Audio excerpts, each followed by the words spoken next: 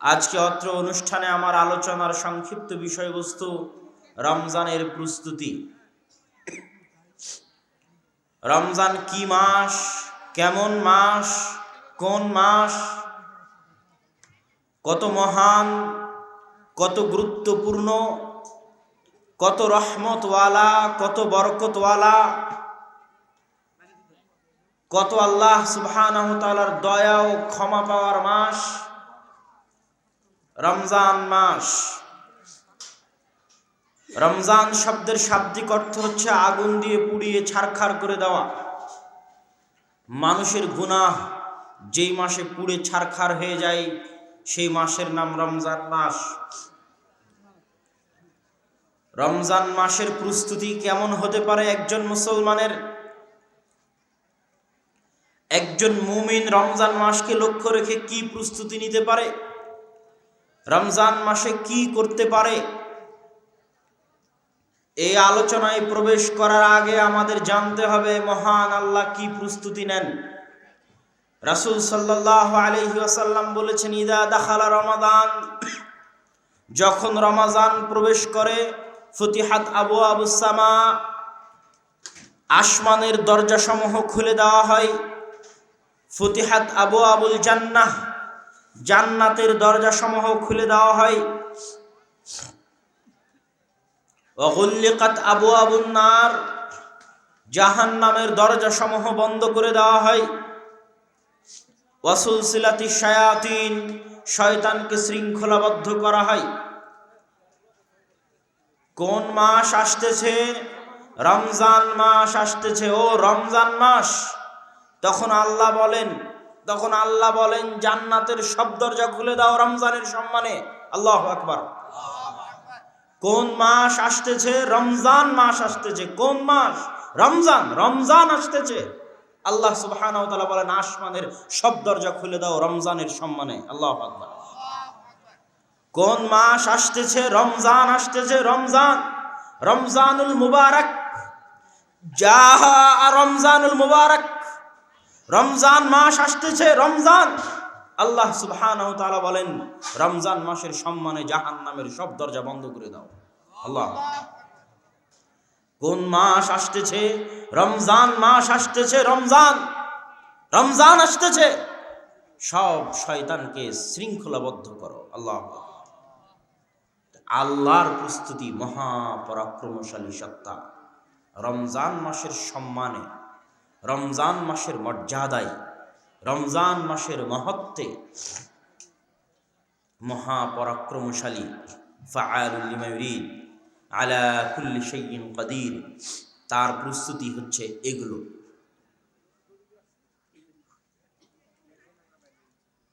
রমজানকে সামনে রেখে আমি আপনি কি প্রস্তুতি নিতে পারি? যদি আল্লাহ সুবহানাহু ওয়া তাআলার প্রস্তুতি এত হয়, আমার আপনার প্রস্তুতি কি হবে? এক নাম্বার প্রস্তুতি রমজানের এক নাম্বার প্রস্তুতি হচ্ছে পবিত্র কোরআন। পবিত্র কোরআনবিহীন রমজান মাস কল্পনা করা যায় না। আপনি রমজান মাসে কি করতে পারেন? সবচেয়ে জরুরি যে কাজটা করতে পারেন সেটা হচ্ছে পবিত্র কোরআন তেলাওয়াত করা। সবচেয়ে জরুরি যে কাজ, রমজানের প্রস্তুতিতে যে কাজ আপনি করতে পারেন রমজান মাসে, তার মধ্যে সবচেয়ে জরুরি কাজ কি বলেন তো?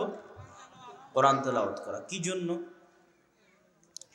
আল্লাহ সুবহানাহু ওয়া তাআলা রমজানের ফজিলত বর্ণনা করবেন কোরআনে, যে রমজান কত মহান, কত মহৎ, কত সম্মানী, কত বরকতওয়ালা, কত রহমতওয়ালা মাস, তার ফজিলত বর্ণনা করবেন। তো আল্লাহ বলছেন শাহরু রমাদান, রমজান মাস। জানো রমজান মাস কি মাস? শাহরু রমাদান। দুনিয়ার মানুষ তোমরা জানো রমজান মাস কি মাস? রমজানের ফজিলত আল্লাহ বর্ণনা করবেন কোরআনে, রমজানের মহত্ব বর্ণনা করবেন কোরআনে। শাহরু রমাদান, রমজান মাস কি মাস জানো? আল্লাযী উনজিলা ফীহিল কুরআন, এটা ওই মাস যেই মাসে পৃথিবীর সর্বশ্রেষ্ঠ গ্রন্থ পবিত্র কোরআন অবতীর্ণ হয়েছে। আল্লাহু আকবার। তো আল্লাহ রমজানের ফজিলত বর্ণনা করবেন, তো রমজানের ফজিলত বর্ণনা করতে গিয়ে কোরআনের কথা বলছেন। আমি বুঝাতে পারি, এই জানো ওটা কোন প্রোগ্রাম? ওই প্রোগ্রামে আব্দুর রাজ্জাক বিন ইউসুফ আসবে। তো আপনি প্রোগ্রামের মহত্ব বর্ণনা করতেছেন, প্রোগ্রামে আব্দুর রাজ্জাক বিন ইউসুফ আসবে, তাই কথা মনে হয় বুঝাতে পারিনি আমি। জানো এটা কি প্রোগ্রাম? ওই প্রোগ্রামে প্রধান অতিথি হচ্ছে বাংলাদেশের প্রধানমন্ত্রী। প্রধানমন্ত্রী প্রোগ্রামে আসবে। তোমরা জানো রমজান কোন মাস? রমজানের মর্যাদা বর্ণনা করতেছেন আল্লাহ সুবহানাহু ওয়া তাআলা কোন গ্রন্থ দিয়ে? কোরআন। যে রমজান যদি সর্বশ্রেষ্ঠ হয় তো কার বরকতে?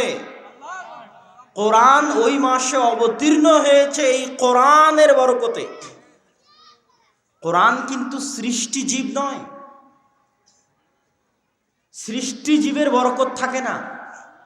কোরআন তো আল্লাহ সুবহানাহু ওয়া তাআলার জাত, সত্তার অংশ, আল্লাহর সিফাত, আল্লাহর গুণ।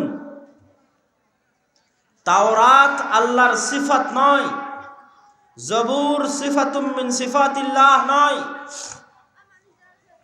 বাইবেল সিফাতুম মিন সিফাতিল্লাহ নয়, ইনজিল সিফাতুম মিন সিফাতিল্লাহ নয়। আল্লাহর সিফাত, আল্লাহর গুণ, আল্লাহর জাতের অংশ নয়। কি জন্য ওগুলো একটাও কালামুল্লাহ নয়, আল্লাহর কথা নয়। আল্লাহর কথা তো আল্লাহর জাতের অংশ। বুঝাতে পারিনি মনে হয়? আল্লাহর বাণী আল্লাহর সত্তার অংশ।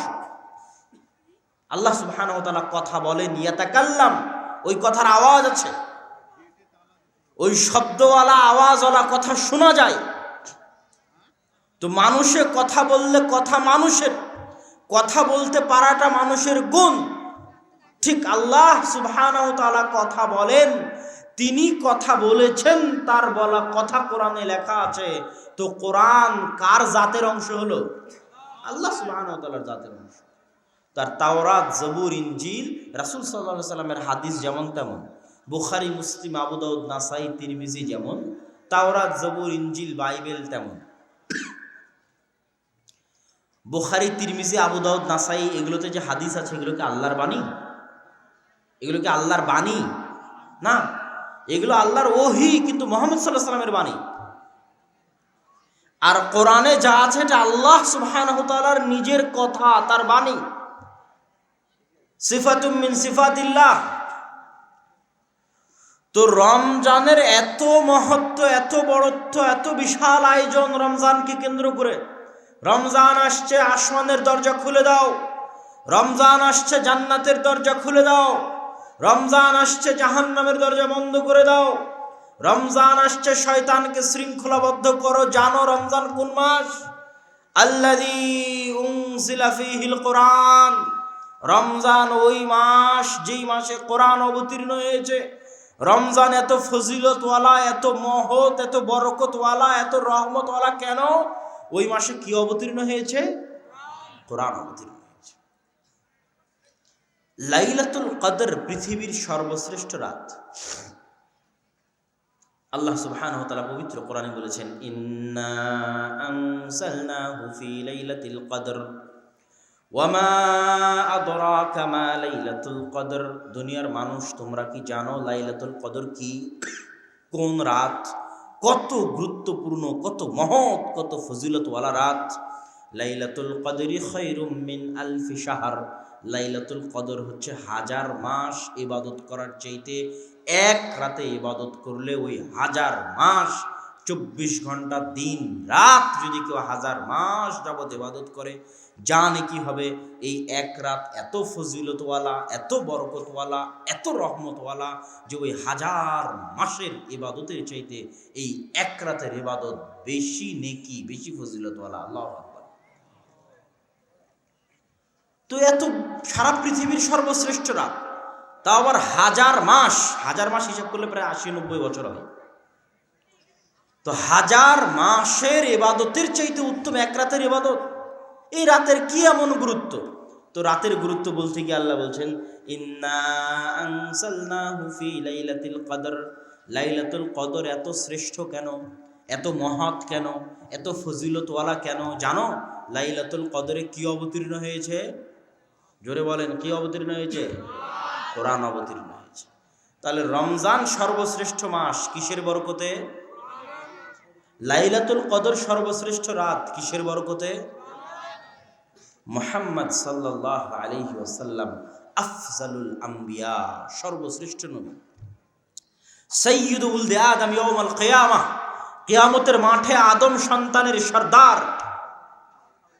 যেই দিন আল্লাহ সুবহানাহু ওয়া তাআলার সামনে মান ইয়াশফা ইনদাহু ইল্লা বিইজনি, আল্লাহর সামনে কথা বলতে পারবে না আদম আলাইহিস সালাম, আল্লাহর সামনে কথা বলতে পারবে না নূহ আলাইহিস সালাতু ওয়াস সালাম, আল্লাহর সামনে কথা বলতে পারবেন না মুসা আলাইহিস সালাতু ওয়াস সালাম, আল্লাহর সামনে কথা বলতে পারবেন না ঈসা আলাইহিস সালাতু ওয়াস সালাম। আল্লাহর সামনে সেই দিন কেউ মুখ খোলার সাহস করবে না। ওই দিন মাকাম মাহমুদ, সর্বশ্রেষ্ঠ সম্মান দিয়ে আল্লাহ মুহাম্মদ সাল্লাল্লাহু আলাইহি ওয়াসাল্লামকে কথা বলার সুযোগ দিবেন। তো মুহাম্মদ সাল্লাল্লাহু আলাইহি ওয়াসাল্লাম সর্বশ্রেষ্ঠ নবী। কিসের বরকতে সর্বশ্রেষ্ঠ নবী জানেন? এই গ্রন্থ মুহাম্মদ সাল্লাল্লাহু আলাইহি ওয়াসাল্লামের উপর অবতীর্ণ হয়েছে এই জন্য। আল্লাহু আকবার। তো রমজান সর্বশ্রেষ্ঠ রাত, কোরআন রমজান মাসে অবতীর্ণ হয়েছে এই জন্য। রমজানের সব সম্মান কোরআন থেকে এসেছে। আল্লাহ কোরআনে বলছেন, জানো রমজান কোন মাস? শাহরু রমাদান আল্লাযী উনজিলা ফীহিল কোরআন। রমজান ওই মাস যেই মাসে আমি কোরআন অবতীর্ণ করেছি। এটাই রমজানের সম্মান, এটাই রমজানের সম্মান। তোমরা জানো লাইলাতুল কদর হাজার মাসের চেয়ে শ্রেষ্ঠ। হাজার মাসের চেয়ে শ্রেষ্ঠ কি জন্য? লাইলাতুল কদর ওই রাত যেই রাতে আমি আল্লাহ কোরআন অবতীর্ণ করেছি। আল্লাহু আকবার। তোমরা মুহাম্মদ সাল্লাল্লাহু আলাইহি সাল্লাম কেন সর্বশ্রেষ্ঠ নবী? মুহাম্মদ সাল্লাল্লাহু আলাইহি সাল্লামের উপর কি অবতীর্ণ হয়েছে? আর আমরা হতভাগা অধম উম্মত, সকল উম্মতের চেয়ে সর্বশ্রেষ্ঠ কি জন্য? এই কোরআন আমাদের নবীর উপর অবতীর্ণ হয়েছিল, এই উম্মতের জন্য দেওয়া হয়েছিল কোরআন। এই জন্য এই উম্মত সর্বশ্রেষ্ঠ। তাহলে রমজানের সর্বশ্রেষ্ঠত্ব, লাইলাতুল কদরের সর্বশ্রেষ্ঠত্ব, মুহাম্মদ সাল্লাল্লাহু আলাইহি ওয়াসাল্লামের সর্বশ্রেষ্ঠ, উম্মতের সর্বশ্রেষ্ঠত্ব সব কোরআন। এখন রমজানে যদি কেউ কোরআনই না পড়ে, তার কিসের রমজান? হ্যাঁ, কেউ যদি রমজানে কি না পড়ে, কোরআন না পড়ে, আর কিসের রমজান? রমজানের সব সম্মান তো কোরআন, লাইলাতুল কদরের সব সম্মান তো কোরআন। গোটা রমজান পার হয়ে গেলে একদিন কোরআন পড়েনি, কিসের রমজান? রমজানকে শ্রেষ্ঠ মাস হওয়ার যে সম্মান, এই সম্মান তো কোরআনের বরকতে। শাহরু রমাদান আল্লাযী উনজিলা ফীহিল কোরআন, লাইলাতুল কদর সর্বশ্রেষ্ঠ রাত কোরআনের বরকতে। ইন্না আনজালনাহু ফী লাইলাতুল কদর। গোটা রমজান মাস পার হয়ে গেল, মুসলমান কোরআন পড়েনি, কিসের সিয়াম, কিসের রোজা? কোরআন খুব ভয়ঙ্কর কিতাব।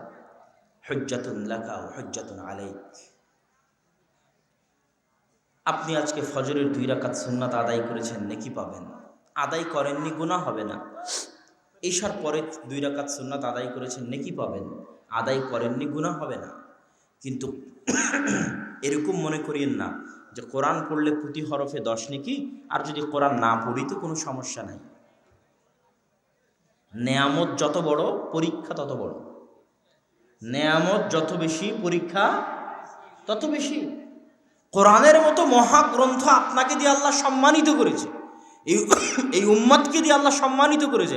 এখন এত বড় নিয়ামত, যেই নিয়ামতের বরকতে রমজান সর্বশ্রেষ্ঠ, যেই নিয়ামতের বরকতে লাইলাতুল কদর সর্বশ্রেষ্ঠ, যেই নিয়ামতের বরকতে মুহাম্মদ সাল্লাল্লাহু আলাইহি ওয়াসাল্লাম সর্বশ্রেষ্ঠ, যেই নিয়ামতের বরকতে আমি আপনি সর্বশ্রেষ্ঠ উম্মত, ওই বই যদি একদিনও খুলে না দেখেন, একদিনও পড়ে না দেখেন, তো কিছুই হবে না, কিছুই হবে না।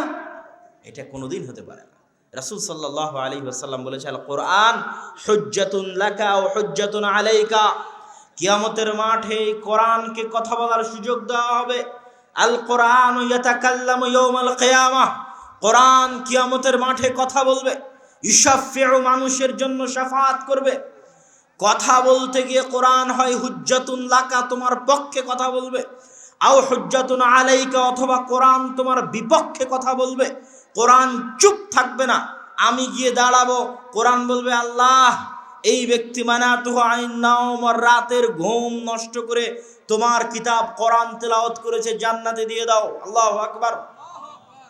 আর আমি জীবনে কোরআন পড়িনি, তো এখন সামনে গিয়ে দাঁড়াবো তো কোরআন চুপ থাকবে না? চুপ থাকবে।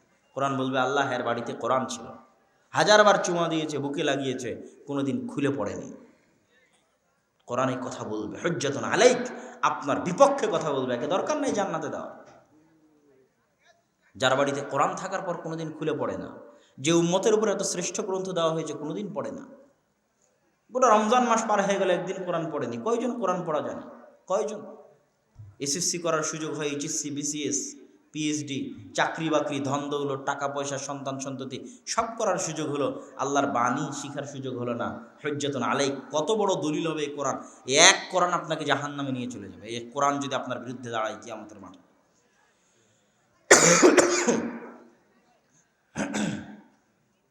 সম্মানিত উপস্থিতি, কোরআনের গুরুত্ব বলতে গিয়ে আপনাকে বুঝাই, ও ওমর রাদিয়াল্লাহু তাআলা আনহু যখন খলিফাতুল মুসলিমিন, আমিরুল মুমিনিন, অর্ধ জাহানের শাসক, তো বাইতুল মুকাদ্দাস বিজয় করতে গেছে সাহাবায়ে কেরাম। বাইতুল মুকাদ্দাস বিজয়ের যুদ্ধে সাহাবীদের সংখ্যা ছিল 4000-এর উপরে। 4000-এর অধিক সাহাবী ওই মুজাহিদ বাহিনীর অন্তর্ভুক্ত ছিলেন, যারা জেরুজালেম ঘেরাও করে রেখেছে। এই বাইতুল মুকাদ্দাস কোন বাইতুল মুকাদ্দাস? ইহুদি ধর্মের সবচেয়ে পবিত্র জায়গা বাইতুল মুকাদ্দাস, খ্রিস্টান ধর্মের সবচেয়ে পবিত্র জায়গা বাইতুল মুকাদ্দাস, উম্মতে মুহাম্মাদিরও পবিত্র জায়গাগুলোর একটা অন্যতম পবিত্র জায়গা বাইতুল মুকাদ্দাস। মুসা আলাইহিস সালাতু ওয়াস সালাম মিশর থেকে পালিয়ে যাচ্ছেন না, উনি মূলত ওনার আদি পিতার বাপদাদার ভূমিতে ফিরে যাচ্ছেন। আদি পিতা বাপদাদা মানে ওই যে 300-400 বছর আগে ইউসুফ আলাইহিস সালাম মিশরে এসেছিলেন, তখন তার 11 ভাই আর বাপ মা সবকে ফিলিস্তিন থেকে মিশরে নিয়ে এসেছিলেন। তার আগ পর্যন্ত ইব্রাহিম থাকতেন ফিলিস্তিনে, জেরুজালেমে। তার আগ পর্যন্ত ইসহাক থাকতেন ফিলিস্তিন, জেরুজালেমে। তার আগ পর্যন্ত ইয়াকুব থাকতেন ফিলিস্তিন, জেরুজালেমে। ইব্রাহিমের কবর ফিলিস্তিন, জেরুজালেমে। ইসহাকের কবর ফিলিস্তিন, জেরুজালেমে। ইয়াকুবের কবর ফিলিস্তিন, জেরুজালেমে। তো মুসা আলাইহিস সালাম মিশর ছেড়ে নদী পার হয়ে যাচ্ছেন, পালাচ্ছেন, না নিজের আদি ভিটায় ফিরে যাচ্ছেন? বলেন তো।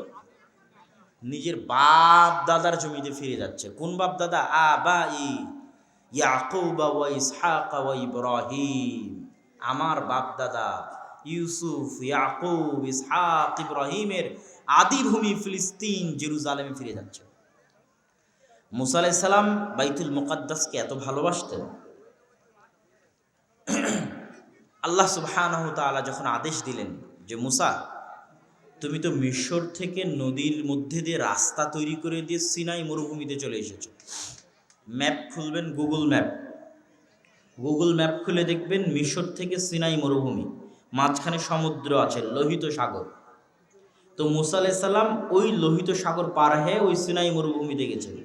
ওই সিনাই মরুভূমিতে তুর পাহাড় আছে, লোহিত সাগরের ওই পারে। গুগল ম্যাপে আপনি স্পষ্ট দেখতে পাবেন।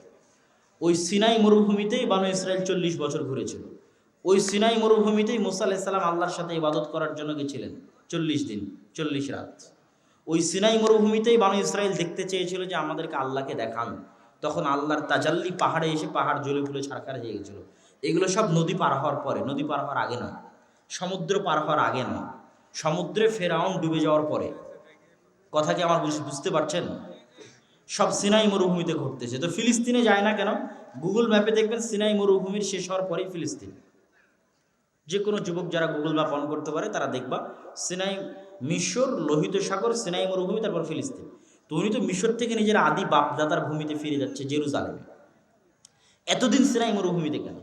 আল্লাহ তাদেরকে আদেশ দিয়েছিল যে জেরুজালেমে এখন আমালেকা গোত্র, শক্তিশালী, পাওয়ারফুল, বিশাল বডির অধিকারী, ওই আমালেকা গোত্রের কাছ থেকে জেরুজালেম উদ্ধার করতে হবে যুদ্ধ করে, জিহাদ করে। তো আল্লাহ মুসা আলাইহিস সালামকে আদেশ দিয়েছিল তুমি তোমার কওম নিয়ে জিহাদ করে জেরুজালেম উদ্ধার করো। তখন মুসা আলাইহিস সালামের নিমক হারাম কওম বানু ইসরাঈলরা বলেছিল ইযহাব আনতা ওয়া রাব্বুকা ফাকাতিলা, মুসা তুমি আর তোমার আল্লাহ গিয়ে যুদ্ধ করো, আমরা যুদ্ধ করতে পারবো না, নাউজুবিল্লাহ। তো তারা যুদ্ধ করতে যায়নি, এই নিমক হারাম কওম। তো এই জন্য মুসা আলাইহিস সালাম খুব কষ্ট পেয়েছেন। ওনার স্বপ্ন ছিল যিনি মিশর থেকে বের হয়ে জেরুজালেমে আদি বাপদাদার ভূমিতে বাইতুল মুকাদ্দাসে ওখানে যাবেন। তো বুখারীর হাদিসে রাসূল সাল্লাল্লাহু আলাইহি ওয়াসাল্লাম বলছেন যে মুসা আলাইহিস সালাম মরার আগে আল্লাহর কাছে দোয়া করেছিলেন, আল্লাহ আমার ভাগ্যে তো বাইতুল মুকাদ্দাস জেরুজালেমে যাওয়ার সুযোগ হলো না, তো আমার মৃত্যুটা বাইতুল মুকাদ্দাসের এত নিকটে করে দিয়েন, জেরুজালেমের এত নিকটে করে দিয়েন যেন একটা ঢিল নিক্ষেপ করলে আমার কবরে এসে পড়ে। তো বুখারীতে রাসূল সাল্লাল্লাহু আলাইহি সাল্লামের হাদিস, রাসূল সাল্লাল্লাহু আলাইহি সাল্লাম বলছেন আমি যদি সঙ্গী সাথী, আমি যদি আজ ফিলিস্তিনের মাটিতে থাকতাম, জেরুজালেমে থাকতাম, তাহলে তোমাদেরকে দেখাতাম কোথায় মুসা আলাইহিস সালামের কবর, বাইতুল মুকাদ্দাসের নিকটবর্তী জায়গায়, জেরুজালেমের নিকটবর্তী জায়গায় কোথায় মুসা আলাইহিস সালামের কবর আছে আমি তোমাদেরকে দেখিয়ে দিতাম। তো তাহলে মুসা আলাইহিস সালামের গোত্র হচ্ছে ইহুদি। দাউদ আলাইহিস সালাম বিশাল সাম্রাজ্য চালিয়েছে বাইতুল মুকাদ্দাস থেকে। সুলাইমান আলাইহিস সালাম গোটা পৃথিবী শাসন করেছে বাইতুল মুকাদ্দাস থেকে, জেরুজালেম থেকে। তো এই জন্য ইহুদিরা পাগল বাইতুল মুকাদ্দাস দখল করবে। খ্রিস্টানরা কি জন্য? মারিয়াম আলাইহিস সালাম কোন মসজিদের খাদেম ছিল? বাইতুল মুকাদ্দাসের খাদেম ছিল। ঈসা আলাইহিস সালামের জন্ম কোথায় হয়েছে? জেরুজালেমে হয়েছে। ঈসা আলাইহিস সালাম বড় হয়েছে কোথায়? ফিলিস্তিনে। আমাদের দৃষ্টিতে ঈসা আলাইহিস সালাম আল্লাহর কাছে আছে, জীবিত, কিন্তু খ্রিস্টানদের দৃষ্টিতে ঈসা আলাইহিস সালাম মারা গেছেন। কোথায় মারা গেছেন? ফিলিস্তিনে, জেরুজালেম। তাহলে খ্রিস্টানদের যদি গোটা পৃথিবী দিয়ে দেন যে বাবা তোদের তো এই ইউরোপ তো আর কম ধনী দেশ না, ইউরোপ কি ধনী কান্ট্রি না? ইংল্যান্ড, জার্মান, ফ্রান্স, এগুলো কি ধনী কান্ট্রি না? শক্তিশালী দেশ না? তোদের কিসের অভাব আছে রে বাবা? টাকা পয়সা, পারমাণবিক এবং ধন দৌলত আরও গোটা দুনিয়া নিয়ে নে, তবুও ওরা মনে করবে আমাদের হাতে কিছুই নাই যদি বাইতুল মুকাদ্দাস না থাকে। ইহুদিদেরকে বলেন তো গোটা দুনিয়া দিয়ে দিচ্ছি, সারা দুনিয়ার সব সম্পদ তোদেরকে দিয়ে দিলাম। ইহুদিরা বলবো দরকার নাই বাবা, সারা দুনিয়ার সব সম্পদের যদি বাইতুল মুকাদ্দাস আমাদের হাতে না থাকে তো দুনিয়াতে আমাদের হাতে কিছু নেই। বুঝতে পারছেন? তো ওই বাইতুল মুকাদ্দাস বিজয় করার জন্য ওমর রাদিয়াল্লাহু তাআলা আনহু যাচ্ছে। সাহাবী চিঠি লিখে পাঠিয়েছে, জেরুজালেমের পাদ্রী চাবি আমাদের হাতে হস্তান্তর করবে না, মাসকে মাস ধরে জেরুজালেম অবরোধ করে রেখেছে, আমিরুল মুমিনিন খলিফাতুল মুসলিমিন আসতে চাবি হস্তান্তর করবে। ওমর রাদিয়াল্লাহু তাআলা আনহু বলছেন আনা আতি, আমি আসছি। রাখালকে সাথে করে নিয়ে উটের পিঠে, সানাদ সহি, রাখালকে সাথে করে নিয়ে তিনি রওনা দিয়েছেন যেই মুহূর্তে জেরুজালেমে, old city, old Jerusalem city, যেটা পুরাতন জেরুজালেম, গুগল ম্যাপে দেখা যাবে। এবং আমার বিস্তারিত বক্তব্য আছে আল ইতিসাম টিভিতে, ফিলিস্তিনের উপর পরপর 3 পর্বে বক্তব্য আছে, যেখানে আরো ডিটেইলস, আরো ডকুমেন্টারি আকারে আলোচনা করা আছে। তো কোরআনের সাথে সম্পৃক্ত দেখে আপনাদের এই ঘটনাটা বুঝালাম। তো ওই বাইতুল মুকাদ্দাস বিশাল জয় আল্লাহ ওমর রাদিয়াল্লাহু তাআলার হাত দিয়ে দিচ্ছেন। তো ওমর রাদিয়াল্লাহু তাআলা অর্ধ জাহানের শাসক হয়ে বাইতুল মুকাদ্দাস বিজয় করতে যাচ্ছেন জীর্ণ শীর্ণ কাপড়ে, ছিঁড়াছুটা কাপড়ে, তালি লাগানো কাপড়ে। আর যেহেতু পালা বদল করে যাচ্ছিলেন, তো ভাগ্যক্রমে যেই সময় জেরুজালেমে ঢুকবেন ওই সময় উনি রশি ধরে টানতেছে আর রাখালে উটের ওপর বসে আছে। হাজার হাজার খ্রিস্টান দেখতেছে, অপেক্ষায় আছে আজকে খলিফাতুল মুসলিমিন আসবে, মুসলমানদের বাপরে বাপ যার নাম আমরা শুনতাম। আর 4,000-4,000-এর উপর সাহাবী আর তার অধিক সেনাবাহিনী অপেক্ষায় আছে, আজ খলিফাতুল মুসলিমিন আসবে। এত বড় সম্মান, বাইতুল মুকাদ্দাস বিজয় করার সম্মান, মহা সম্মান। এই জন্য বাইতুল মুকাদ্দাসের গুরুত্ব বুঝালাম, কত বড় সম্মান। গোটা দুনিয়া দিয়ে দিলেও ওরা রাজি হবে না বাইতুল মুকাদ্দাসটাই। সেই বাইতুল মুকাদ্দাস তারা সমর্পণ করছে ওমর রাদিয়াল্লাহু তাআলার হাতে। এত বড় সম্মান আল্লাহ ওমর রাদিয়াল্লাহু তাআলাকে দিচ্ছেন, কিন্তু ওমর রাদিয়াল্লাহু তাআলা রশি ধরে টানতেছে, গায়ে জীর্ণ শীর্ণ কাপড়। হন্তদন্ত হয়ে সাহাবীরা, বড় বড় সাহাবীরা চলে আসে ওমর রাদিয়াল্লাহু তাআলার কাছে। ওমর রাদিয়াল্লাহু তাআলা করেছেন কি আপনি? আমাদের তো অন্তত ইজ্জতের খেয়াল করতেন, মুসলিম উম্মার ইজ্জতের খেয়াল করতেন। আজ এত বড় সম্মান, বাইতুল মুকাদ্দাসের চাবি আপনার হাতে হস্তান্তর হবে। হাজার হাজার লক্ষ লক্ষ খ্রিস্টান অপেক্ষায় আছে আপনার অপেক্ষায়, আর আপনি এই রাখালকে উটের পিঠে নিয়ে রশি ধরে জীর্ণ শীর্ণ কাপড়ে এসেছেন, আমাদের তো মান সম্মান ইজ্জত কিছুই রাখলেন না। তো ওমর রাদিয়াল্লাহু তাআলা আনহু উত্তরে ওই দিন বলেছিলেন এই কথা স্বর্ণ দিয়ে লিখে রাখার মতো, যে কুন্না রুআত, আমরা ছিলাম মরুভূমির রাখাল। আমাদের কোনো ইজ্জত ছিল না, আমাদের কোনো সম্মান ছিল না, আমাদের কোনো শক্তি ছিল না, আমাদের কোনো পাওয়ার ছিল না। আমার মতো মরুভূমির রাখালকে আজ অর্ধ পৃথিবীর শাসক। বাইতুল মুকাদ্দাস বিজয়ের সম্মান, গোটা পৃথিবী আমার ভয়ে থরথর করে কাঁপতেছে। এই রব, এই পাওয়া, এই ক্ষমতা আমার মতো মরুভূমির রাখাল জামা কাপড় দিয়ে অর্জন করেনি। আমার মতো মরুভূমির রাখাল টাকা পয়সা ধন দৌলত দিয়ে অর্জন করেনি। তো আমরা মরুভূমির রাখাল ছিলাম, আল্লাহ আমাদেরকে সম্মানিত করেছে, আল্লাহ আমাদেরকে শক্তি দিয়েছে, ক্ষমতা দিয়েছে, সব এই কিতাবের বরকতে। কিসের বরকতে? কোরআনের। তোমরা যত সুন্দর জামা কাপড় পরে আসো, যত টাকা পয়সার মালিক হও, ধরেন পারমাণবিক বমেরই মালিক হয়ে গেলেন, কিন্তু কোরআন মূল্যায়ন করো না, কোরআন পড়ো না, কোরআনের বরকতে বরকত মণ্ডিত হও না, তোমাদের ভাগ্যে অপমান লেখা আছে, তোমাদের ভাগ্যে লাঞ্ছনা লেখা আছে, তোমাদের ভাগ্যে মানুষের সামনে নত হওয়া লেখা আছে। আর জীর্ণ শীর্ণ কাপড় থাক, আর মরুভূমির রাখাল হও, কোরআনের বরকতে বরকত মণ্ডিত হও, কোরআন পড়ো, কোরআন বুঝো। তো যারা পারমাণবিক শক্তির মালিক, ওরা থরথর করে কাঁপে, পারমাণবিক বম আত্মসমর্পণ করে দিয়ে চলে যাবে। এইরকম রব তোমাদের তৈরি হবে, এরকম ক্ষমতা তোমাদের তৈরি হবে, এরকম পাওয়ার তোমাদের তৈরি হবে। তাহলে এই উম্মতের উত্থান কোন কোন কিতাবের বরকতে? আর এই উম্মতের আজকের অপমান, এই যে অপদস্থ, এই যে হীনতা, লাঞ্ছনা, শাস্তি, আযাব, কিসের কারণে? কয়জন আজকে কোরআন পড়েছেন বলেন সারাদিনে? কয়জন? কয়টা মুসলমানের সন্তান কোরআন পড়া জানে? কয়টা? আজ থেকে 20-30 বছর আগে বক্তব্য ছিল, তখন মানুষ টুকটাক কোরআন জানতো। এখন kindergarten school, KG school, BRAC school, কোনো ছোট বাচ্চা যারা এই প্রজন্ম বড় হচ্ছে, কোরআনবিহীন প্রজন্ম। তাহলে আজকে আমার আপনার যতটুকু সম্মান আছে কোরআনের বরকতে, এই যে প্রজন্মটা আসতেছে, এদের অতটুকুও সম্মান থাকবে না। এদেরকে রোহিঙ্গাদের মতো কুচুকাটা করা হবে যদি কোরআনের বরকত থেকে বঞ্চিত থাকে। আর কল্পনা করেন যে আজ সকালে আপনারা সবাই কোরআন পড়েছিলেন, আমিও কোরআন পড়েছিলাম, এই গোটা জাতির সব মুসলমান আজ বাংলাদেশে কোরআন তেলাওয়াতের মাধ্যমে দিন শুরু করেছিল, কোরআন 2-5 মিনিট বুঝার মাধ্যমে দিন শুরু করেছিল। আজ গোটা জাতি কোরআনের বরকতে বরকত মণ্ডিত হয়ে গেল। পৃথিবীতে কোনো ক্ষমতা নাই যে এই জাতিকে রুখতে পারে। কিন্তু কোরআনের বরকত যদি না নেন, মহাগ্রন্থ, এর বরকতে রমজান সর্বশ্রেষ্ঠ, এর বরকতে লাইলাতুল কদর সর্বশ্রেষ্ঠ, এর বরকতে মুহাম্মদ সাল্লাল্লাহু আলাইহি ওয়াসাল্লাম সর্বশ্রেষ্ঠ, এর বরকতে আমি আপনি সর্বশ্রেষ্ঠ। তাহলে রমজানের সবচেয়ে বড় প্রস্তুতি কি? জোরে শুনতে চাই, সবচেয়ে বড় প্রস্তুতি কি? এই মজলিসে উপস্থিত সকলে ওয়াদাবদ্ধ থাকবেন, রমজান, গোটা রমজান যারা কোরআন তেলাওয়াত জানেন ভালোভাবে, তারা পুরো কোরআন একবার পড়ে শেষ করবেন। ওয়াদা? ইনশাআল্লাহ। আর যারা কোরআন ভালোভাবে জানেন না, তারা রমজান মাসে প্রত্যেক দিন অন্তত পক্ষে 1 ঘন্টা থেকে আধা ঘন্টা সময় দিবেন কোরআন শিখার পিছনে, কোরআন পড়ার পিছনে। এমন কোনো মুসলমানের সন্তান যেন থাকে না যে রমজান মাসে কোরআন পড়বে না। ওয়াদা? ইনশাআল্লাহ। আর এই দাওয়াত গোটা 4 ঘাটে ছড়িয়ে দিবেন, গোটা বাঘায় ছড়িয়ে দিবেন, নিজের জিম্মেদারি মনে করে যে রমজান মাসে অন্তত পক্ষে কি পড়তে হবে? কোরআন পড়তে হবে। রমজান মাসে অন্তত কি পড়তে হবে? কোরআন পড়তে হবে। রমজান মাসের একটা প্রস্তুতি শেষ, রমজান মাসের এবার দ্বিতীয় প্রস্তুতি।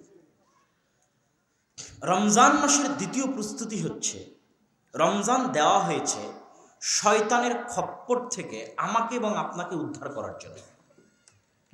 আমার এবং আপনার সবচেয়ে বড় শত্রু হচ্ছে শয়তান। আমার এবং আপনার সবচেয়ে বড় শত্রু কি? শয়তান। এটা মৌখিক কথা নয় বাবা, এটা হচ্ছে অন্তর দিয়ে বিশ্বাস করার জিনিস। শয়তান আসলেই খুবই ভয়ঙ্কর, আসলেই। রাসূল সাল্লাল্লাহু আলাইহি ওয়াসাল্লাম বলেছেন, মা মিন মাউলুদিন ইল্লা ইয়ামাসসুহু শাইতান হাত্তা ইস্তাহিল্লা সারিখা। এমন কোনো আদম সন্তান জন্মগ্রহণ করে না যাকে শয়তানে স্পর্শ করে না, হাত দিয়ে টাচ করে না। হাত্তা ইস্তাহিল্লা সারিখা, শয়তানের স্পর্শেও চিৎকার করে কেঁদে ওঠে। তাহলে আমার আপনার জন্ম হওয়ার পরে সবার আগে কে টাচ করেছে আমাদেরকে? জোরে বলেন, কে? শয়তান। ইল্লা মারিয়াম ওয়া ইবনু ঈসা, তবে মারিয়াম আর তার সন্তান ঈসার গায়ে জন্ম হওয়ার পরে শয়তান টাচ করেনি। আল্লাহু আকবার। তাহলে শয়তানের সাথে আমাদের সম্পর্ক জন্ম হওয়ার পর থেকে। আরে হয়ে দুনিয়াতে আসেনি, তার আগে কে হাত দিয়েছে? শয়তান হাত দিয়ে বসে আছে। এটা বাস্তব, দিস ইজ নট রূপকথ্য, নট কাল্পনিক, রিয়েলিটি। শয়তানে হাত দিয়েছে। রাসূল সাল্লাল্লাহু আলাইহি ওয়াসাল্লাম বলছেন, এমন কোনো আদম সন্তান নাই ইল্লা ওয়ালাহু কারিনান, যার দুইটা বন্ধু নাই। একটা বন্ধু ফেরেশতা বন্ধু, একটা বন্ধু শয়তান বন্ধু। তাহলে আমার আপনার সাথে সবসময় কে আছে? ফেরেশতা এবং শয়তান সবসময় আছে। শয়তানে বিশ্বাস করা কেন জরুরি? শয়তানে বিশ্বাস না করলে হাজারো যুবক আছে ধোঁকা খায়, হাজারো লাখো যুবক এই মজলিসে উপস্থিত আছে, ধোঁকা খায়। সকালবেলা ফজরে উঠতে পারছেন না তো মনে করছেন যে এটা মনে হয় আমার আরাম, আমার আয়েশ, আমার মজার জন্য আমি উঠছি না, কিন্তু আসলে আপনাকে উঠতে দেয় না কে? শয়তান। এখন আপনি যদি মনে করেন আপনার আরামের জন্য আপনি উঠছেন না, তাহলে ধোঁকা খাবেন। আপনি জানেন না শয়তান কত ভয়ঙ্কর, কত শক্তিশালী। আপনার পুরো শরীরটা শয়তানের কন্ট্রোলে দিয়ে আপনি ঘুমিয়েছেন, পুরো শরীর শয়তানের হাতে সঁপে দিয়ে ঘুমিয়েছেন। না উজু করে ঘুমিয়েছেন, না 2 রাকাত সালাত আদায় করে ঘুমিয়েছেন, না নাসফালাকে ইখলাস পড়ে ঘুমিয়েছেন, না আয়াতুল কুরসি পড়ে ঘুমিয়েছেন, না নাসফালাকে ইখলাস আয়াতুল কুরসি পড়ে ফু দিয়েছেন, না ঘুমানোর দোয়া পড়েছেন। কথা বুঝতে পারেননি? মোবাইল চালাতে চালাতে চালাতে চালাতে ঘুম চলে গেছেন। তাহলে পুরো শরীরটা তখন কার কন্ট্রোলে? কার কন্ট্রোলে? শয়তানের কন্ট্রোলে। এখন ফজরের সময় শয়তান বলছেন নাম নাম, এই ঘুমাও, রাত অনেক লম্বা। এইটা কাল্পনিক নয়, এটা বাস্তব। তাহলে আপনি সকালে উঠতে পারেন না, কে উঠতে দেয় না? আপনার সবচেয়ে বড় শত্রুকে? শয়তান। শয়তানে আগে বিশ্বাস করতে হবে। আপনি গান শুনছেন, আপনাকে ভালো লাগে? জি না, আপনাকে ভালো লাগে না। যুইয়িনা লাহুম, শয়তানে ভালো লাগায়। মানুষ যখন গান শুনে তখন কানে শয়তান বসে গানের আওয়াজটাকে ভালো লাগায় কে? জোরে বলেন কে? শয়তান। আপনার ভালো লাগে কথা মিথ্যা বাবা, যুবক তোমাকে বলছি কথা মিথ্যা, তোমার ভালো লাগে না, এটা শয়তান ভালো লাগায়। এই ক্ষমতা শয়তানকে দেওয়া আছে। ইয়াজরি মাজরাদ দাম, শয়তানকে আল্লাহ এত ক্ষমতা দিয়েছে যে মানুষের রক্ত কণিকায় চলাচল করতে পারে কে? রক্তের মধ্যে চলাচল করতে পারে শয়তান। শয়তানের বাকায়দা মিটিং হয়। আমার আপনার জান্নাত জাহান্নামের কোনো মূল্য নাই, এই গেম, এই খেলার কোনো মূল্য নাই যদি এই খেলায় ভিলেন না থাকে। পৃথিবীর কোনো খেলা ভিলেনবিহীন, মূল্য নাই, খেলে মজা নাই। তো যখন আদম সন্তান সৃষ্টি করেছে আল্লাহ, সাথে সাথে ভিলেনও দিয়েছে, ইবলিস যা, আদম পাঠিয়ে দিলাম, আদমকে পথভ্রষ্ট করার জন্য ইবলিস দিয়ে দিলাম, আর ইবলিসকে ক্ষমতাও দিয়ে দিলাম পথভ্রষ্ট করার। আর আদমকে হেদায়েত করার জন্য, আদমের সন্তানকে হেদায়েত করার জন্য নবী রাসূল দিব, হাদিস দিব, কোরআন দিব। এখন তোরা খেল, কে কেমন খেলতে পারিস। এখন আমরা খেলার মাঠে আছি, একদিকে কোরআন আছে, আল্লাহ রাসূল আছে, হাদিস আছে, আর একদিকে শয়তান সারাদিন আমাদেরকে ওয়াসওয়াসা দিচ্ছে। এখন তো আমরা এই খেলায় এখন কোন দিকে যাব? ফুটবলের মতো। এখন যে যত ভালো নিজের আত্মা কন্ট্রোল করতে পারবে, নিজের নাফস কন্ট্রোল করতে পারবে, এটা ও যত বেশি পারদর্শী হবে নাফস কন্ট্রোল করায়, ও তত শয়তানের সাথে লড়াই করতে পারবে, তত যুদ্ধ করতে পারবে, তত ফাইট করতে পারবে, আর তত হকের উপর থাকতে পারবে, আমলের উপর থাকতে পারবে। তো এখন এই নাফস কন্ট্রোল করার কয়েকটা উপায় আছে, আত্মা কন্ট্রোল করার কয়েকটা উপায় আছে। একটা তো বড় উপায় হচ্ছে সালাত, ওটার আলোচনা আজকে নয়। আজকে আমাদের আলোচনা হচ্ছে রমজানের সিয়াম, তাই না? তো এখন ইবনুল কাইয়িম রাহিমাহুল্লাহ লিখছেন যে মানুষের রক্তে রক্তে শয়তান চলতে পারে, এ কথা আল্লাহ রাসূল বলেছেন। তো সারা পৃথিবী মিথ্যা হয়ে গেল, সাদিকুন আমিন, সত্যবাদী আমানতদার, যিনি 40 বছর কোনোদিন মিথ্যা কথা বলেননি, আমানতের খেয়ানত করেননি, উনি মিথ্যা বলতে পারেন না। সারা পৃথিবী মিথ্যা হয়ে যেতে পারে, কিন্তু উনি বলেছে রক্তে রক্তে শয়তান চলতে পারে, এই কথা ঠিক। ইবনুল কাইয়িম রাহিমাহুল্লাহ লিখছেন যখন মানুষ না খেয়ে থাকে তখন রক্ত সঞ্চালনের যে রগগুলো, ওগুলো সংকুচিত হয়ে যায়। সংকুচিত হয়ে যাওয়ার জন্য শয়তান প্রবেশ করতে পারে না ভালোভাবে। তো শরীরটা আপনার শয়তানের কন্ট্রোল থেকে ধীরে ধীরে বের হয়ে আসার চেষ্টা করে যখন আপনি না খেয়ে থাকেন। ধরেন 11 মাস এই শরীরের উপর রাজত্ব চালিয়েছে শয়তান, পুরো শয়তানের কন্ট্রোলে, শয়তানের গোলাম, শয়তানের দাস। সকাল সন্ধ্যা কার কথা উঠে বসে বসেছে? শয়তানের। ফজরের নামাজ পড়েনি, তাহলে কার কথায় পড়েনি? শয়তানের কথা। গান শুনেছে কার কথায়? শয়তানের কথা। তাহলে আজীবন সকাল থেকে সন্ধ্যা পর্যন্ত কার গোলামি করলো? শয়তানের গোলামি করলো। তো এখন এই যে 11 মাস শয়তান এই শরীরের উপর রাজত্ব চালিয়েছে, এটাকে শয়তানের কবল থেকে বের করে নিয়ে আসার জন্য টানা 1 মাস যদি ও না খেয়ে থাকে, তো রগগুলো কি হয়ে যাবে? সংকুচিত হয়ে যাবে। কার জন্য সংকুচিত হবে? শয়তানের জন্য সংকুচিত হবে। একটা উপায় গেল, না খেয়ে থাকার মাধ্যমে এখন শয়তানের কাছ থেকে বাঁচার একটা রাস্তা। আর যত বেশি পেট ভর্তি করে খাবেন, তত শয়তান রগে রগে চলার জন্য মজা পায়, সুযোগ পায়। এই জন্য যত বেশি খাওয়া দাওয়া করবেন তত ইবাদত করতে পারবেন না, তত শয়তানের কন্ট্রোল ক্ষমতা আপনার শরীরের উপর তত বেশি প্রতিষ্ঠিত হবে। আর যত কম খাবেন, বেশি বেশি নফল সিয়াম রাখবেন, শয়তানের কন্ট্রোল থেকে বডি তত বাইরে বেরিয়ে থাকবে। বুঝতে পেরেছেন আমার কথা?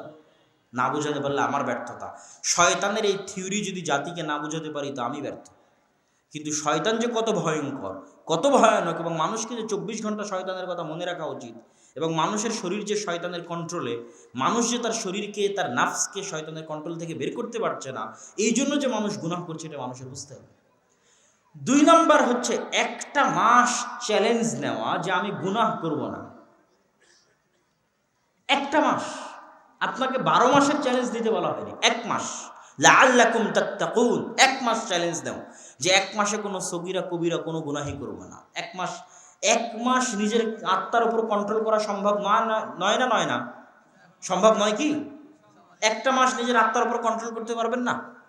এত দুর্বল, এত যায়ীফুন নফস, এত আপনার আত্মার দুর্বল ক্ষমতা, এত আপনি শয়তানের কাছে দুর্বল যে 1টা মাস নিজের আত্মাকে কন্ট্রোল করতে পারবেন না। টেক ইট চ্যালেঞ্জ, সেটাকে চ্যালেঞ্জ হিসেবে নিন। কি জন্য? সিয়াম। এই পর্বে এখন এই হাদিসগুলো বলি। সিয়াম না খেয়ে থাকার নাম নয়, শুধু না খেয়ে থাকার নাম নয়। না খেয়ে থাকার মাধ্যমে শয়তানের রাস্তা সংকুচিত হলো। এখন আত্মাকে কন্ট্রোল করতে হবে গুনাহ থেকে। মাল্লাম ইয়াদা কাওলা যুরি ওয়াল আমালা বিহি ফালাইসা লিল্লাহি হাজাতুন ইয়াদা তুআমাহু ওয়া শারাবাহু। যে ব্যক্তি রমজান মাসে সিয়াম রাখার পরেও গুনাহের কাজ পরিত্যাগ করলো না, ওর পিপাসার্ত থাকার, ওর ক্ষুধার্ত থাকার আল্লাহর সরিষা সম পরিমাণ প্রয়োজন নাই।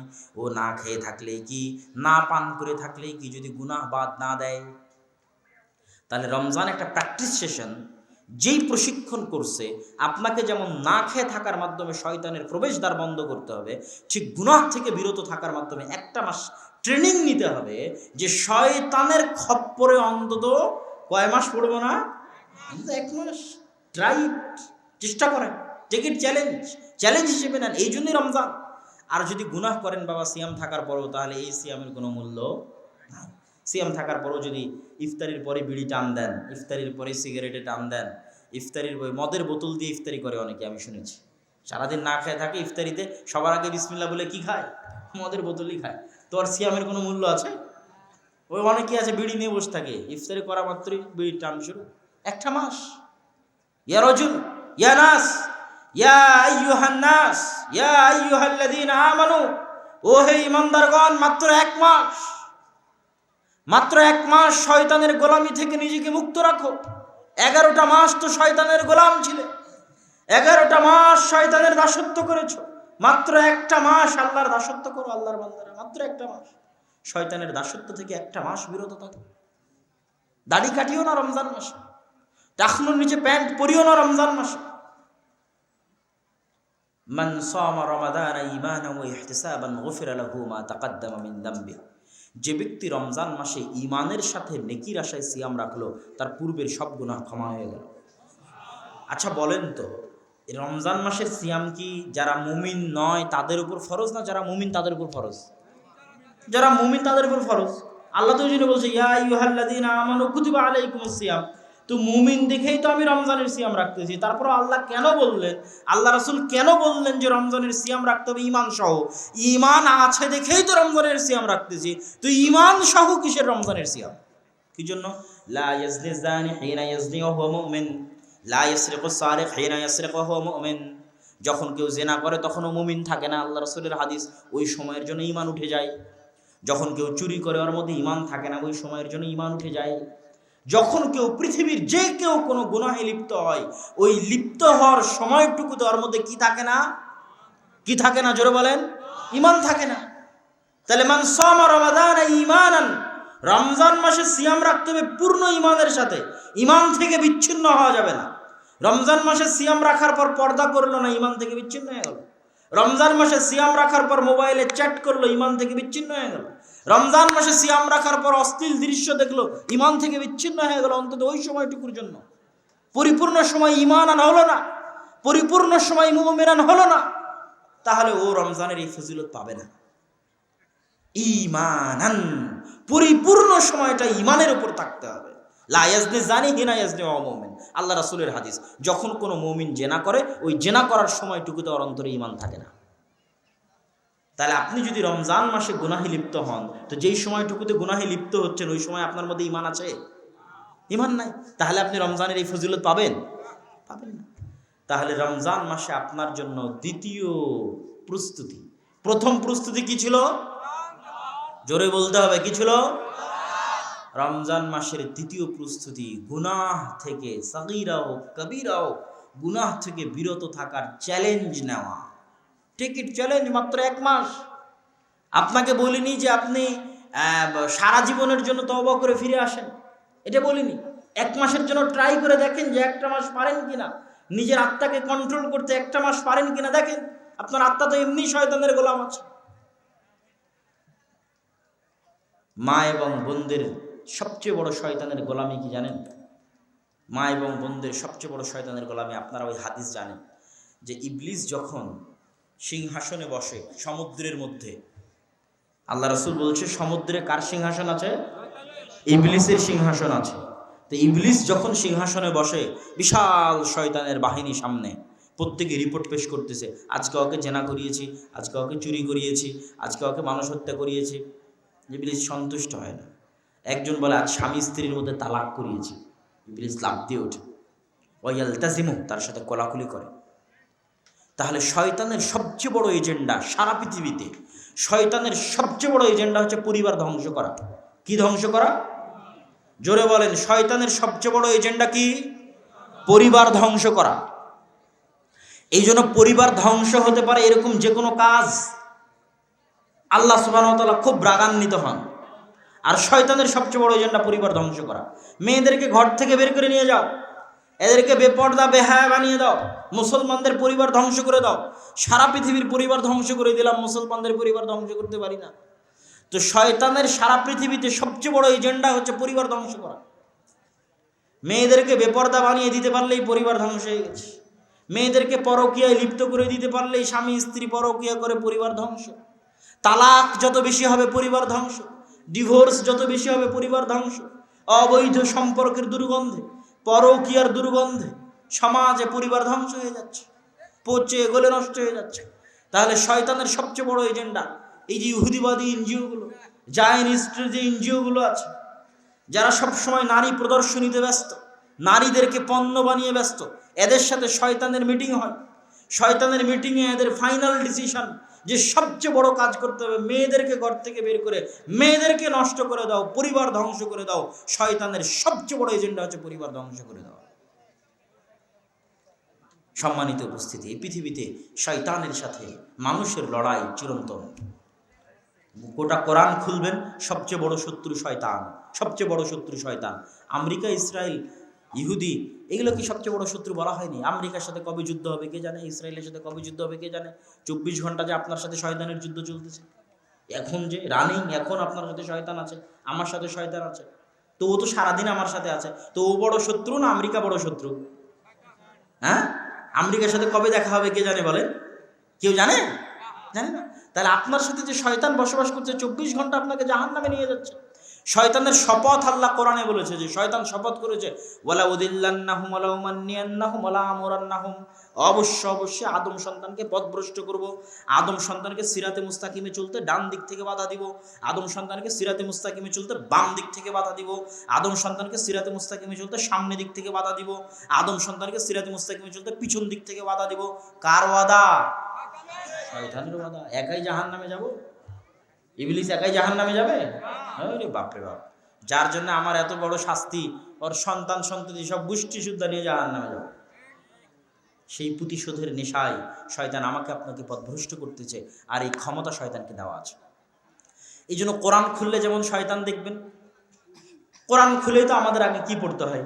আউযু বিল্লাহি মিনাশ শাইতানির রাজীম, বিতাড়িত শয়তান থেকে পরিত্রাণ চাই। তো শয়তান যদি নাই থাকবে, যুবক তোমাকে বলছি, শয়তান যদি নাই থাকবে, শয়তান যদি ভয়ঙ্করই না হবে, তো সকাল সন্ধ্যা আউযুবিল্লাহি মিনাশ শাইতানির রাজিম, কোরআন খুললে আউযুবিল্লাহি মিনাশ শাইতানির রাজিম, সালাত আদায় করলে আউযুবিল্লাহি মিনাশ শাইতানির রাজিম। মানে শয়তান কত ভয়ঙ্কর, কত ভয়ানক যে কোরআন খুললে আগে আউযুবিল্লাহি মিনাশ শাইতানির রাজিম পড়ো, সালাত আদায় করলে আগে আউযুবিল্লাহি মিনাশ শাইতানির রাজিম পড়ো, এত ভয়ঙ্কর। হাদিসের পাতা খুললে দেখবেন খালি শয়তান। ইজা দাখালা আহাদুকুম ফি বাইতি, কেউ তোমাদের যদি বাড়িতে ঢুকে আসসালামু আলাইকুম না বলে, শয়তান সঙ্গী সাথে আসো, এই বাড়ি তোমাদের খাওয়ার জায়গা, থাকার জায়গা। কেউ যদি খাওয়ার সময় বিসমিল্লাহ না বলে, শয়তান ওর সাথে খাবে। কেউ যদি বাম হাতে খায়, শয়তান ওর সাথে খাবে। কেউ যদি কোনো পাত্র ঢেকে দেয় বিসমিল্লাহ না বলে, তাহলে এই পাত্র শয়তান খুলতে পারে। কেউ যদি দরজা বিসমিল্লাহ বলে বন্ধ না করে, ওই দরজা শয়তান খুলতে পারে। কেউ যদি জানালা বিসমিল্লাহ বলে বন্ধ না করে, ওই জানালা তো শয়তান খুলতে পারে। কেউ যদি বাথরুমে প্রবেশ করে এই দোয়া না পড়ে, শয়তান ওরা লজ্জায় স্থান দেখে। তাহলে গোটা কোরআন আর হাদিস আমাকে আর আপনাকে খালি কি থেকে বাঁচানোর চেষ্টা করতেছে? জোরে বলেন, কি থেকে বাঁচানোর চেষ্টা? শয়তান থেকে। তো শয়তান যদি নাই থাকবে, এগুলোর কি দরকার? এত হাদিস, এত কোরআনের আয়াতের কি দরকার? শয়তান এত ভয়ঙ্কর, এত ভয়ানক আছে, সত্য বাস্তব, আমাদের সাথে খায়, আমাদের বাড়িতে ঢুকে। জিন শয়তান, মানুষ শয়তান, এটা আল্লাহর সৃষ্টি জীব আছে, ওই ক্ষমতা ওদেরকে দেওয়া আছে। অতএব রমজানকে যুদ্ধ হিসেবে নেন, জঙ্গে আজিম, মহাবিশ্ব যুদ্ধ। কার বিরুদ্ধে? জোরে বলেন, কার বিরুদ্ধে? শয়তানের বিরুদ্ধে। অন্তত রমজান মাসে শয়তানের গোলামি থেকে বেরিয়ে আসে। ওয়াদা করতে পারবেন রমজান মাসে অন্তত শয়তানের সাথে ভালো যুদ্ধ হবে তো ইনশাল্লাহ? আল্লাহ সুবহানাহু ওয়া তাআলা হাতগুলো কবুল করে নিক, আল্লাহুম্মা আমিন। তৃতীয় প্রস্তুতি শেষ, এটা দিয়ে শেষ করে দেব। বাড়িতে যদি বিরিয়ানি রান্না হয় আর বিরিয়ানির গন্ধ যদি 3-4 বাড়ি পর্যন্ত না পৌঁছে, ওই বিরিয়ানির কোনো সুনাম নাই। বিশাল প্রোগ্রাম, প্রধানমন্ত্রী আসবে। রাজশাহীতে কয়েকদিন আগে হলো ইন্ডিয়ান বাংলাদেশ কালচারাল সামিট, এটা বিশাল প্রোগ্রাম হলো। 15 দিন 20 দিন আগে থেকে দেখা যাচ্ছে রাস্তাঘাট, লাইটিং, সাজ সজ্জা, বোঝা যাচ্ছে যে একটা প্রোগ্রাম হবে। নাকি বোঝা যাচ্ছে না যে একটা প্রোগ্রাম হবে? প্রধানমন্ত্রী যদি কোনো প্রোগ্রামে আসে, আরো বিশাল আয়োজন হতে পারে। তখন রমজানের মতো এত বড় একটা মাস আসতেছে, যেই মাসের উপর এত আলোচনা করলাম, একটু মনোযোগ চাই, 1 মিনিট। রমজানের মতো এত বড় একটা মাস আসতেছে, আপনি কি একটুকু স্বাগতম জানাবেন না? হ্যাঁ, হুট করে রমজানে ঢুকে যাবেন? সকালবেলা রাত থেকে ঘুম থেকে উঠে শুনলাম আজকে রমজান শুরু হয়ে গেছে, এইভাবে রমজানে ঢুকবেন? মুসলমানের সন্তানেরা, রমজানকে স্বাগতম জানাতে চাও না? চাও না? চাও। শাবান মাসের সিয়াম রাখো। কোন মাসের সিয়াম রাখো? শাবান মাসের সিয়াম। আগে থেকেই ফ্লেভার নাও, রমজান আসতেছে। কোন মাস আসতেছে? রমজান। মুসলমানের সন্তানেরা জানুক, মুসলমানের পরিবারেরা জানুক, প্রত্যেক বাড়িতে বাড়িতে জানুক শাবান মাসের সিয়াম রাখা হচ্ছে কেন, কোন মাস আসতেছে। জোরে বলেন, কোন মাস? রমজান আসতেছে। আগে থেকে রমজানের ফ্লেভার নাও। যে ব্যক্তি শাবান মাসের সিয়াম রাখেনি, ও রমজান মাসের মজা পায় না। আর যে শাবান মাসের সিয়াম রাখে, ও রমজান মাসের ইমান, ওর আমল, ওর মজা, ওর আনন্দ, ওর স্বাদ অন্যরকম। কেন? রমজানের অপেক্ষায় আগে থেকে প্রস্তুত। রমজান আসতে এসে আগে থেকে প্রস্তুত। তার প্রমাণ কি? শাবানের সিয়াম। প্রমাণ কি মুরব্বী? প্রমাণ কি বলেন? আপনি যে রমজান আগে থেকে আসার জন্য অপেক্ষায় আছেন আনন্দের সাথে, প্রমাণ কি? শাবানের সিয়াম। যে শাবানের সিয়াম রাখে না, ও রমজানের জন্য অপেক্ষমান নয়, রমজানের রহমতের জন্য অপেক্ষমান নয়, রমজানের দয়ার জন্য অপেক্ষমান নয়, রমজানকে স্বাগতম জানানোর জন্য কোনো প্রস্তুতি নাই। শাবান মাসের সিয়াম রাখো, রমজানের ফ্লেভার আগে থেকে নাও। আল্লাহ সুবহানাহু ওয়া তাআলা আমাদের রমজানকে শাবান মাসের সিয়াম রাখার মাধ্যমে, গুনাহ থেকে বিরত থাকার মাধ্যমে, কোরআন তেলাওয়াতের মাধ্যমে রমজান যে আসতেছে এই প্রস্তুতি নেওয়ার তৌফিক দান করো, আল্লাহুম্মা আমিন। যাওয়ার সময় মাসিকাল ইতিসাম নিয়ে যাবেন। রাসূল সাল্লাল্লাহু আলাইহি ওয়াসাল্লামের সালাত নামে আপনাদের উস্তাদজির বই আছে, উনি আসবেন, উস্তাদজি আসবে, এটা কোনো চিন্তার বিষয় না।